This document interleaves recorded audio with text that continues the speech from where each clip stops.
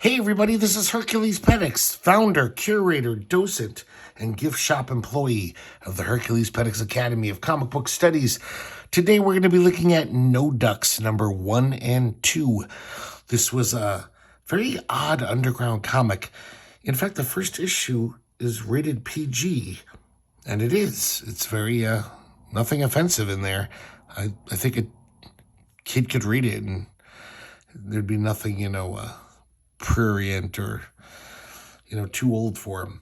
But it was edited by Tim Boxell, and it was a funny animal underground. And it's kind of odd that they took this stance of no ducks, because this first issue came out in 1977, second issue 1979, and both of them came after, like, Howard the Duck blew up. It became a sensation kind of around 1975, 1976. And it really did start this thing. All these underground comics started doing funny animal stuff. Ground level comics such as Quack came out. It really was a big deal, Howard the Duck. And so I guess Tim Boxell, for some reason, was like, well, but we're going to be different than the other funny animal comics because we're going to have no ducks, which just seems kind of silly because it's such a small genre, funny animal comics at this point in comics history that why would you limit, the stories people can tell? So just a very odd concept. Kind of amazed there's 2 issues of it. But let's take a look at these. The first cover is by Rich Larson and Tim Boxell, drawing a lot of the characters that you'll see within. Rich Larson, interesting character in comics history. He did so much random stuff. He started kind of ground level comics and some undergrounds like this. He was in Star Reach, Hot Stuff, those ground level titles. He did a lot of stuff for Charlton and a lot of painted covers for them, as well as interiors. Then, like in the late 70s, early 80s, him and this guy Steve Fastener teamed up, and they made these lushly, airbrushed, painted portfolios of like Marvel characters, like X-Men portfolio. They had like a couple of those, and I think they had Avengers portfolio. And I assume they made a lot of money because they kept cranking them out. And then the last I saw of Richard Larson in the past few decades, it seems like he's become a good girl artist. Puts out these books of just all these scantily clad ladies being sexy and stuff. So weird character in comics history. So let's see what's within. The contents page is drawn by this guy named Ken Fletcher. Don't know much about him. Never saw him before. First story we have here is Petulent, which features Stoned Wolf, which is Tim Boxell's funny animal character. Kind of weird if you've seen Tim Boxell's, underground stuff. Really grisly, horrific horror stuff. Really perverse, just dark stuff. So it's just odd that he was like, I'm going to do funny animal comics. Though this character, Stone Wolf, is not your typical funny animal character. He's like a bastard. He's just a total misanthrope. So one night he's woken by this little toddler crying for some reason out in the cold. At first he just says, I hate children, let the little wretch freeze. But then the kid's not going to stop. So he's like, I'll just bring him in and shut him up. Gives him some milk out of a dog bowl. And the kid falls asleep. But not before taking a poop on the floor. Because he's not housebroken. So he cleans it up. And he calls up Lost and Found. Says, hey, I found this kid. You better come pick him up. So the next morning, the mother comes, which is very odd because he's a human toddler and she's like a pig lady. Kind of looks like Mac White drew her. Very Mac White looking. And I guess the next night, while he's asleep, all of a sudden he hears another toddler, or maybe the same one, crying outside. And he's learned his lesson. This time he picks up a revolver and he says, well, you can't just let him freeze now, can you? So we kind of see what a bastard Stone Wolf is. So now we have Lone Wolf, and this is written by this guy named Jim Shoemeister, and he does the lettering. And the pencils are by Reed Waller, inked by Tim Boxell. Reed Waller, a few years after this, would go on to be the co-creator of Omaha the Cat Dancer, that really famous erotic underground comic. Funny animal, though, as well, though. I guess Reed Waller really liked funny animal stuff. This is kind of a Western. Lone Wolf was his character in the latter days of the West. It's like 1919, but he's still riding around like a cowboy. And it's kind of a John Henry story. This motorcycle salesman is trying to unload his shit, and Lone Wolf was like, oh man, that stuff's never gonna be as good as a horse. Those motorcycles, I'll stick to a horse.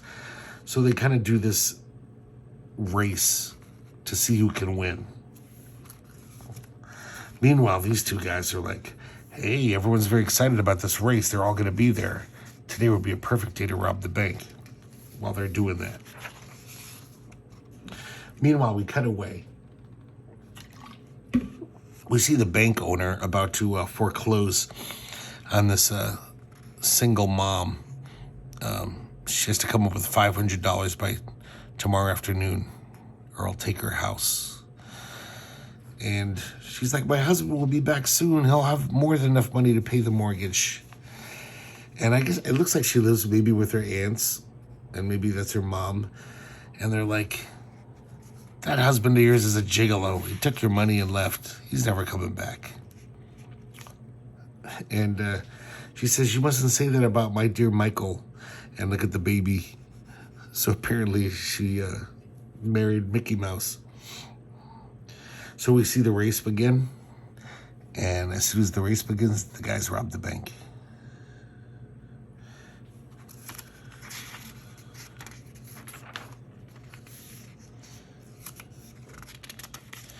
So the motorcycle is rattling so much that this rattlesnake thinks it's the mating call of a female.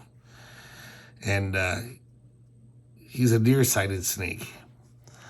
So he's following the rattling sound, and he pounces and bites the tire of the motorcycle. The motorcycle crashes into the market here. This is where it gets kind of silly. People are like, look, he crashed into the market. And the bank tycoon hears, the market crashed? Good Lord, I'm wiped out. And he jumps out the window, says goodbye, cruel world. But somehow he lands on Mickey Mouse's son's seesaw. I guess it's right under the bank building. And it's catapults this little kid right to where the bank robbers are. Bonks him on the head. And he lands right near the gun, and he starts playing with it like a toy. So the robbers are like, come on, little baby, give us the gun. Give us the gun. And the mom shows up, and then the sheriff shows up and says, hey, your son caught those bank robbers single-handed. You're getting a $500 reward. So she can pay off her mortgage. So it's a happy ending.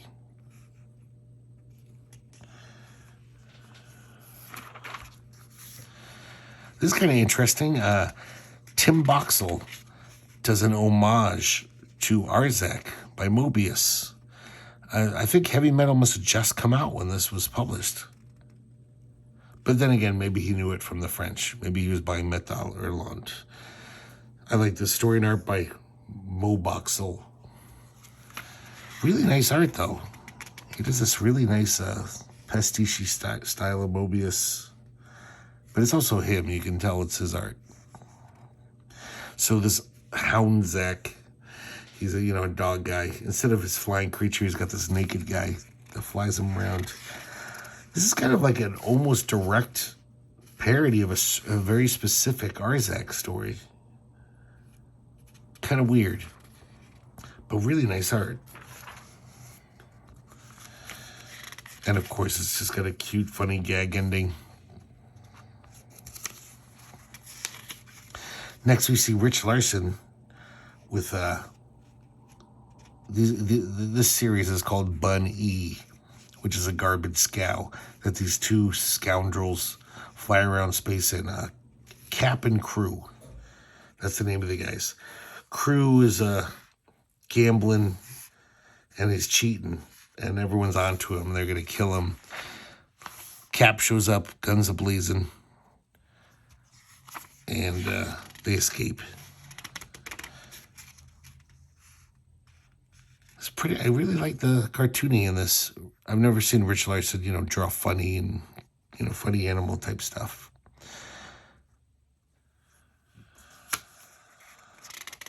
So they need an ion drive for their ship. So they're heading over to the guy who sells them.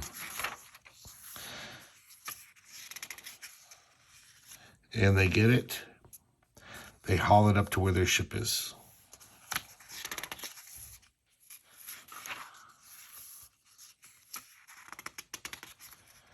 Kind of reminds me of Vaude Baudet in a weird way.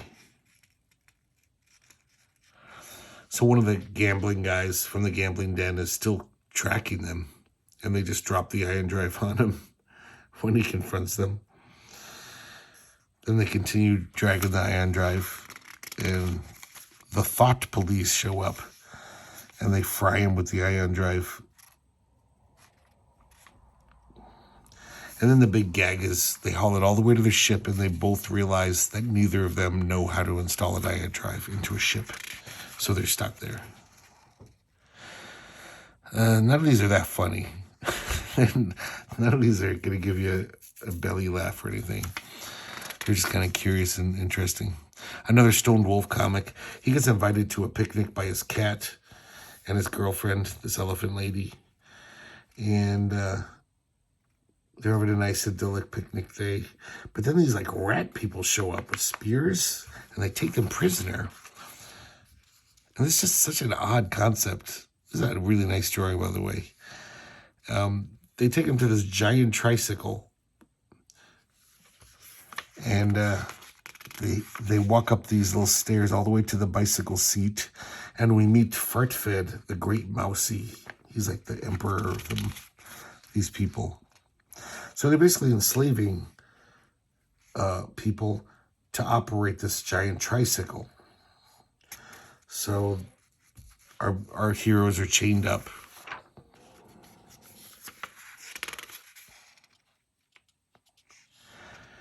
But then through some series of events, Stoned Wolf's buddy Cat, he kills the guards and then kills the king. And he dons his crown and cape. So he says, my first command is free my girlfriend and bring her to my side. So Stoned Wolf is all like, all right, he's going to free me next. But the cat just says, now everyone else get back to work. He's just as bad as the king was, or Fartfed. And Stoned Wolf was like, motherfucker. And the goofy thing is, it turns out to be all a dream. This is an interesting story. It's I think it's Rich Larson again. Let me double check on that. Oh no, I'm sorry. It's Tim Boxell drawing in a totally unique style than he's used to. This is weird. It's pretty much a parody of Wizards, that movie by Ralph Bakshi, but it's called Whiz Kids. So we got the cuties and the ickies.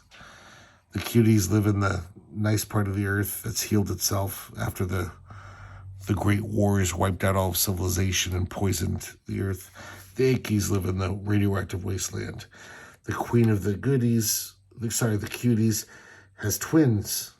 One's a goodie and one's an icky.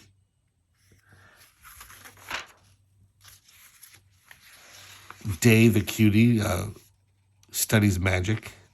Night, the icky, studies science, the black arts of science. We see Necra 99 there from Wizards. So it's pretty much just a parody of Wizards. Night lives amongst the ickies, turns them into a big army so he can attack the land of the cuties. And then using his magic, a day turns humongous and with one footfall squashes the whole army of his evil brother. But then the cuties shoot Day in the head. They're like, he was icky. He squashed a whole meadow full of living creatures without a second thought. And they actually allow Knight to live with them because he's good with electronics and science and stuff. So he's basically like doomed to spend the rest of his life fixing their toasters and their color TVs. Everyone comes to him with their problems. Here's an ad for No Ducks, but it's also just a nice full-page Tim Boxell back cover. I don't think this was ever reprinted anywhere, so it's not that nice, to be honest. But whatever, it's a new art. So here's No Ducks number 2. You can tell by the cover that the quality is improving. This is a better issue. But man, this cover, John Pound, I think we've looked at before. I can't remember. Mostly known for his beautiful airbrush covers. He didn't do many interior stories in his underground career. I think he did a lot of commercial art because he was so good and so facile with the airbrush and just all kinds of paints. But look at this cover. This is one of my favorite underground covers of all time. It's a Mickey Mouse shooting Donald Duck out of the sky. It looks like with a howitzer. Is that what they call those? Kind of wearing a vaguely, Nazi uniform. I like how he even makes the Last Gasp logo. Like, makes it realistic, photorealistic, and really cool looking. Oh, that's beautiful. So we have an inside front cover by Larson and Boxell. Very slick. And, but it features all the characters from the first issue. So I don't know if it was supposed to be in the first issue and they didn't have room or something happened. But it's pretty nice. First story is by George Metzger. We've looked at George Metzger before. He's the guy, he was like the big science fiction underground guy. Almost all of his stories were science fiction. He loved science fiction, but he also was in undergrounds. And I've never seen him draw like this. Well, I guess I've never seen him draw a funny animal comic. He's pretty good at it. This is a nice little, like, old-timey cartoon-looking strip. It's called Star Rats in No Ducks. And there's these space soldiers, the sergeants are like, okay, guys, you got shore leave. Don't bring any diseases back with you. You're all going to get a doctor's check when you come back. But we're at Dante's, the sin planet of the universe. So have fun, but... And then he tells a special warning to Ralston Rat here. He says, and that means no ducks, you pervert. So I guess that's a big taboo in this world, to fuck a duck. So the soldiers go to the planet. They're having a great time, getting drunk, checking out the red light districts of the strip clubs. And getting into barroom brawls, escaping barroom brawls.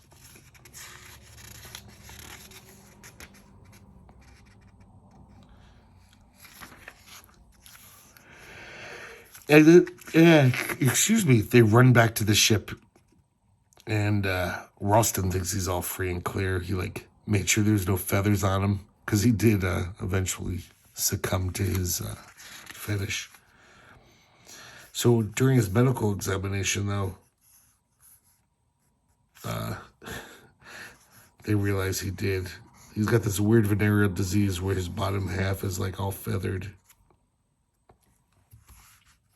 So he's learned his lesson. This next one is another Rich Larson comic drawn in a totally different style. It's called Chasney Zwieback. And that's the main character. Have nose will sniff. And this is kind of just a silly gag strip. This dog character, Chasney, is almost like Stoned Wolf. He's just a misanthropic, sardonic sourpuss.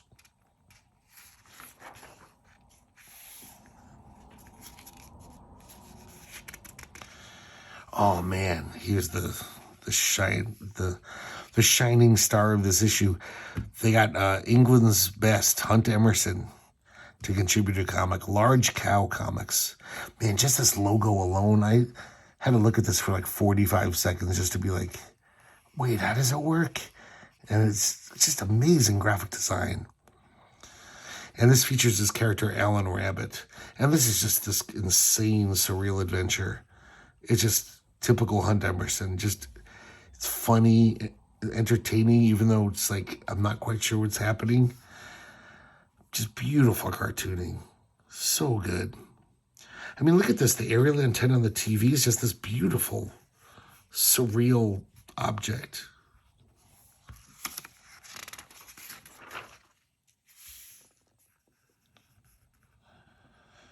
Oh, I can't get enough of Hunt Emerson. Apparently the Mad Bats have taken over. They kind of look like Batman. Like really thuggish versions of Batman.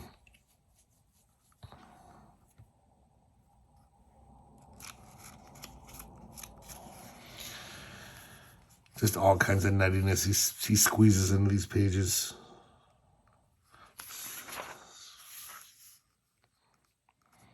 Beautiful.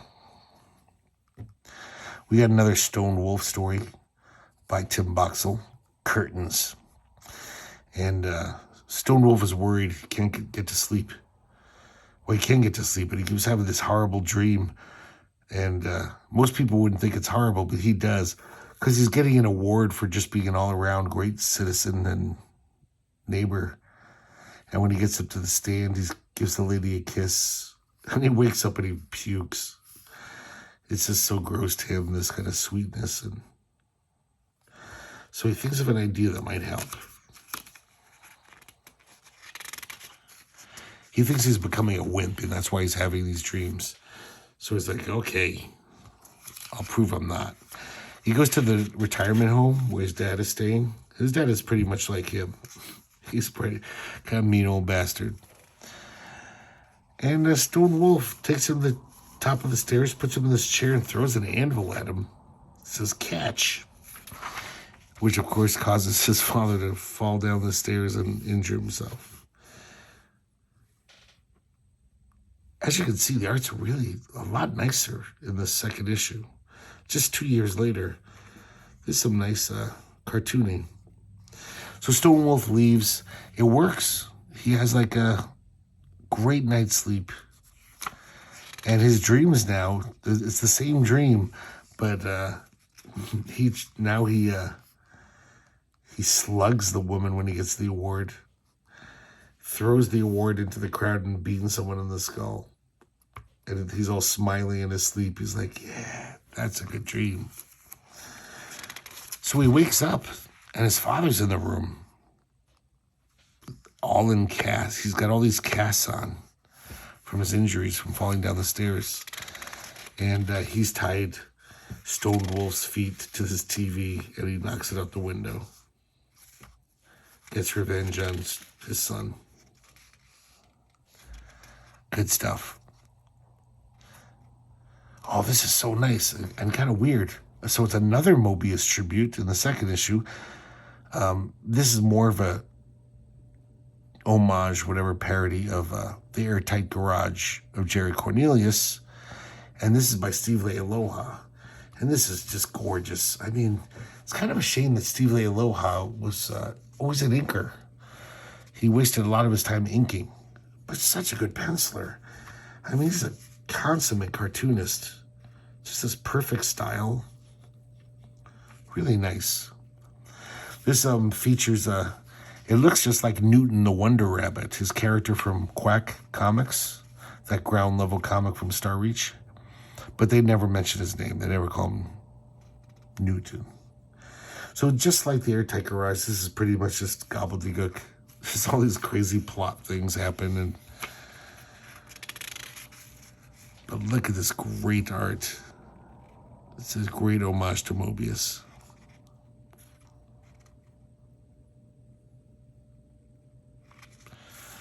Beautiful.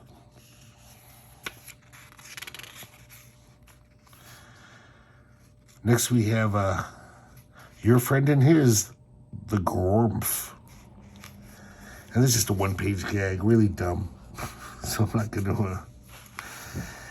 let me see. I think it's here really tiny. Oh, this is that guy from the first issue who drew that cowboy, that lone wolf comic, Jim Shoemeister. He wrote this one, and Rich Larson drew it, once again in a totally different style. Pretty good cartoony style. Looks like something from like a, I don't know, like an old Playboy or some old animated cartoon. This was a pleasant surprise. This is The Cloven Tree by J. Michael Leonard. As a little kid even, I knew J. Michael Leonard because he was in those Quack comics. He had a character named Easy Wolf. And I don't remember them being nearly this beautifully illustrated. This is really nice illustration. This could almost be like some children's book. I want to see more of these characters. Basically, our main characters are this cat, this monkey, and this dog. And apparently there was a axe murder by this tree. It's supposed to be haunted. It's, basically the autumn moon. So it's near, kind of Halloween times. They're spooked out and all these spirits are going to come out. Because that's supposedly the legend. They come out on the harvest moon. Their friend Moonshiner shows up. He's a little mouse who rides a crow around. And he has all of these remedies and sigils and things to protect him from the spirits, from the haints. And he's telling them all about it. The cat is the skeptic. The cat's all like, I don't believe in any of that crap.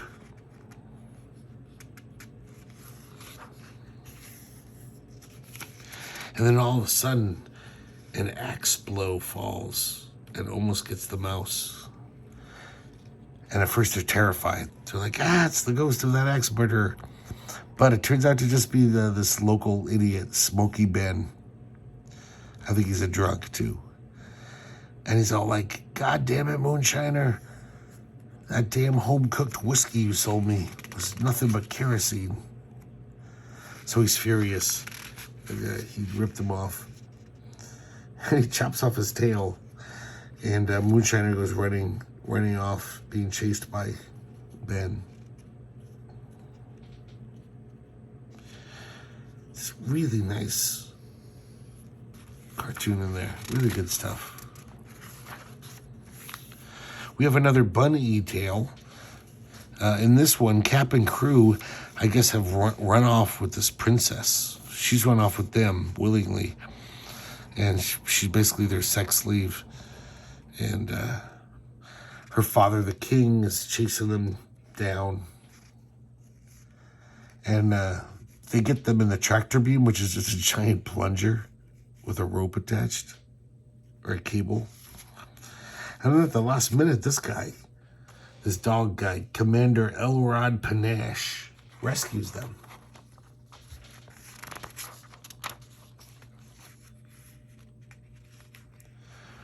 I did say this is Rich Larson, right? If not, it is. And then just, various hijinks ensue. It's kind of cute, kind of funny. But like I said, nothing in No Ducks is that funny. And then we get a nice back cover by Tim Boxell. Looks like it's kind of painted. So there you have it, No Ducks, number 1 and 2. Kind of interesting undergrounds. Definitely not the best underground you'll ever read, but I'm going to keep them. It's got enough interesting cartooning and weird ideas to... I'm going to keep them in the Academy. So I hope you enjoyed today's episode, and I hope to see you next time here at the Herculespetix Academy of Comic Book Studies.